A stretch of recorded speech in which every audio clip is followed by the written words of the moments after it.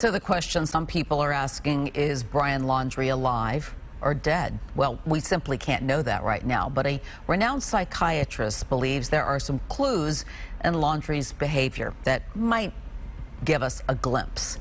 Fox 13's Aaron Mesmer joins us live. And Aaron, obviously this is, psychology from the couch, but what did you learn? What did this gentleman or woman say?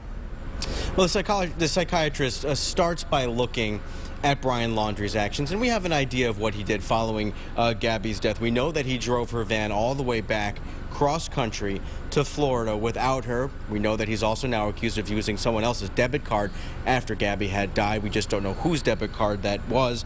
And then almost as soon as she was reported missing, Brian Laundrie disappeared, not to be heard from again since. So experts have been asking, is this someone who seems like they would take their own life, or is this more like somebody who would take off?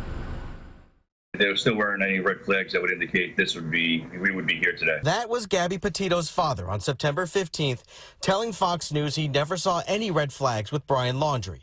But the public, what's going on? How come you're crying? Has now seen plenty. That includes Dr. James Heisman, a renowned Florida psychiatrist who's currently writing a book on personality disorders. This is pretty much something that happens in America and around the world, pretty much under the radar. Dr. Heisman says it's improper to diagnose Laundrie from afar, but he says the reports and video show signs of narcissism that led to an abusive relationship with Gabby.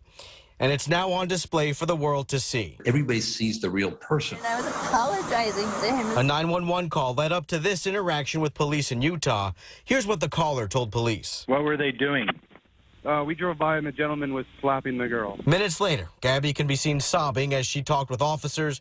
Laundrie, however, remained calm and seemingly unemotional. In terms of this disorder, they have no core values. Dr. Heisman says this knowledge can indicate how a person like that might react under the kind of pressure investigators are putting on Laundrie. They are very likely to run away, to hide, to think they can get away with it. Authorities have spent days searching a wildlife refuge near the Laundrie family home in Northport, looking for him, evidence, or both.